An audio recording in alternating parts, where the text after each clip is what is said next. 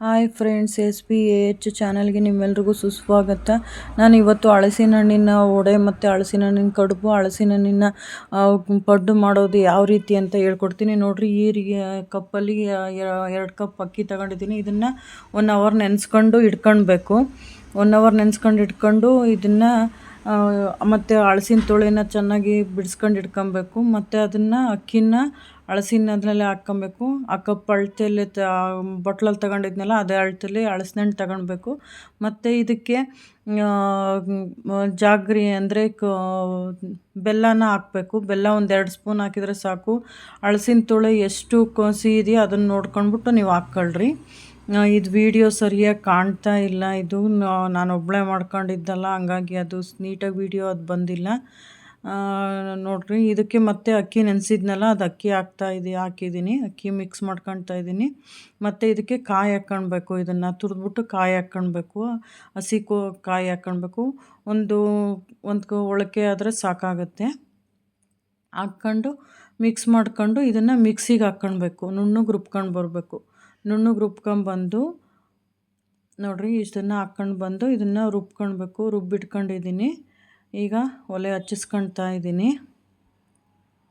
ಬಾಣಲೆ ಇಟ್ಟಿದ್ದೀನಿ. ಇದಕ್ಕೆ ಎಣ್ಣೆ ಹಾಕಿದ್ದೀನಿ.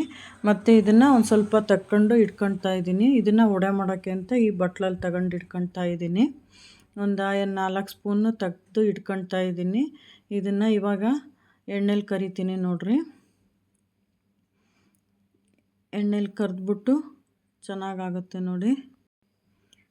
ಎಣ್ಣೆಲಿ ಕರಿತಾ ಇದ್ದೀನಿ. ಇವಾಗ ನೋಡಿರಿ, ಕೆಂಪಾಗಿ ಬಣ್ಣ ಬರೋವರೆಗೂ ಚೆನ್ನಾಗಿ ಕರಿಬೇಕು.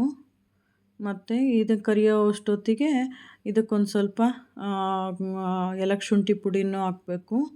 ಮತ್ತು ಒಂದು ಸ್ವಲ್ಪ ಉಪ್ಪು ಹಾಕಬೇಕು. ಒಂದು ಚಿಟಿಕೆ ಉಪ್ಪು ಹಾಕಬೇಕು ಹಲಸಿನ ಕಡುಬು ಮಾಡೋಕ್ಕೆ.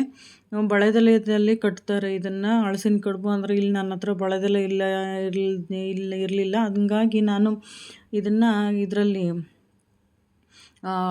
ಇಡ್ಲಿ ಮಾಡ್ತೀವಲ್ಲ ಅದರಲ್ಲಿ ಕರಿತಾ ಇದ್ದೀನಿ. ಇದನ್ನು ನೋಡಿ, ಇದು ವಡೆ ಎಷ್ಟು ಚೆನ್ನಾಗಾಗಿದೆ. ತುಂಬ ಚೆನ್ನಾಗಿರುತ್ತೆ ಫ್ರೆಂಡ್ಸ್ ತಿನ್ನೋಕ್ಕೆ. ಇದು ಸಿಹಿಗೆ ಚೆನ್ನಾಗಿರುತ್ತೆ. ಬಿಸಿ ತಿನ್ನೋಕ್ಕಿಂತ ಆರಿದ್ದನ್ನು ತುಪ್ಪದಲ್ಲಿ ತಿಂದರೆ ತುಂಬ ಚೆನ್ನಾಗಿರುತ್ತೆ ನೋಡಿರಿ. ಇದು ನೋಡಿರಿ ಕರ್ದಾದ್ಮೇಲೆ ಹೆಂಗೆ ಕಬಾಬ್ ಥರ ಬಂದಿದೆ ನೋಡಿರಿ ಫ್ರೆಂಡ್ಸ್. ಚಿಕನ್ ಕಬಾಬ್ ಬರುತ್ತಲ್ಲ ಆ ಥರ ಬಂದಿದೆ. ನೋಡೋಕ್ಕೆ ಸೇಮ್ ಹಂಗೆ ಅನಿಸುತ್ತೆ ನೋಡಿರಿ. ಚೆನ್ನಾಗಿದೆ.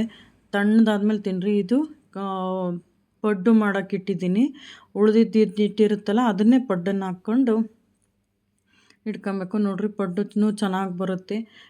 ಡೀಪ್ ಫ್ರೈ ಮಾಡೋದು ಬೇಡ ಅಂತಂದರೆ ಈ ಥರ ಪಡ್ಡಿನ ಹಂಚಲ್ಲಿ ಹಾಕ್ಕೊಂಡು ಈ ಥರ ಪಡ್ಡು ಮಾಡ್ಕೊಂಡು ತಿನ್ನಿರಿ.